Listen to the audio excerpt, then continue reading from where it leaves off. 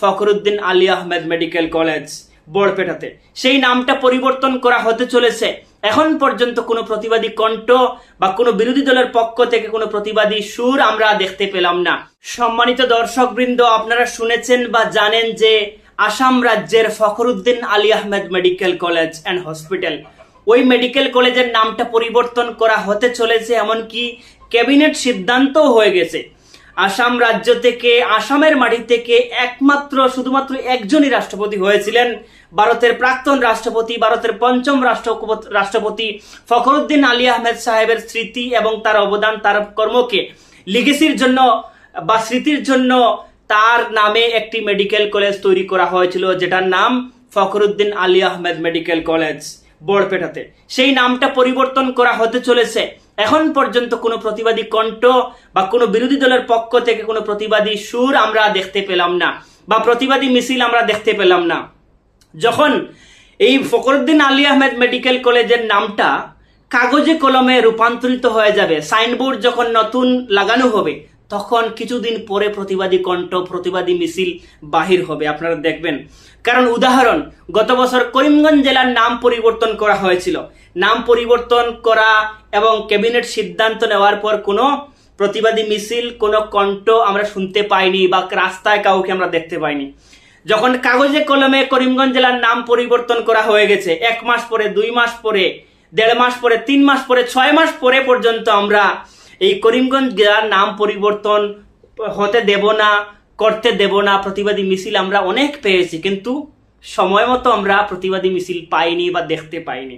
ঠিক তদ্রূপ ভারতবর্ষের প্রাক্তন রাষ্ট্রপতি, ভারতের পঞ্চম রাষ্ট্রপতি ফখরুদ্দিন আলী আহমেদ সাহেবের একমাত্র লিগেসি ফখরুদ্দিন আলী আহমেদ মেডিকেল কলেজের নামটা পরিবর্তন করার পর ফাইনালি যখন রেজিস্টার্ড হয়ে যাবে, যখন কাগজে কলমে পরিবর্তন হয়ে যাবে, তখন প্রতিবাদী মিছিল আমরা দেখতে পাবো।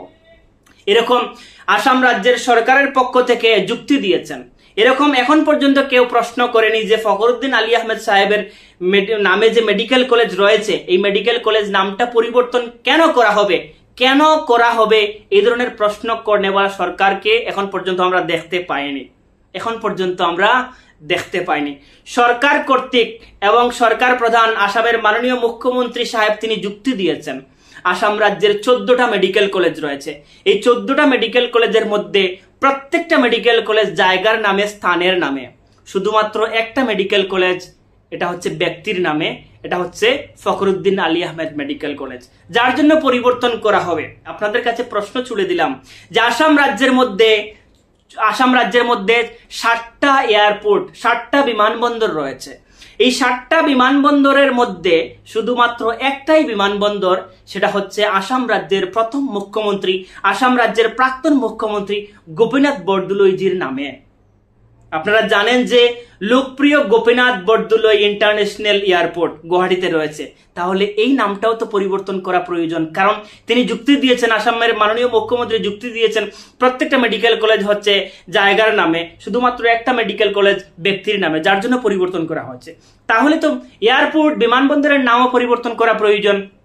কারণ ফখরুদ্দিন আলী আহমেদ ছিলেন আসাম থেকে শুধুমাত্র একজনই রাষ্ট্রপতি এবং ভারতের পঞ্চম রাষ্ট্রপতি, ভারতের প্রাক্তন রাষ্ট্রপতি ফখরুদ্দিন আলী আহমেদ। রাষ্ট্রপতি মানে রাষ্ট্রপ্রধান, দেশের প্রধান হয়েও যদি তার স্মৃতিকে মুছে দেওয়া হয়, তাহলে আসাম রাজ্যের প্রাক্তন মুখ্যমন্ত্রী, ওনার নাম তো মুছে দেওয়া প্রয়োজন। কেননা যুক্তি এটাই, তিনি হয়তো মাইনরিটি, তিনি হয়তো মুসলিম, ফখরুদ্দিন আলী আহমেদ মুসলিম নাম থাকার কারণে হয়তো মেডিকেল কলেজের নাম পরিবর্তন করা হতে চলেছে বা হয়ে যাবে।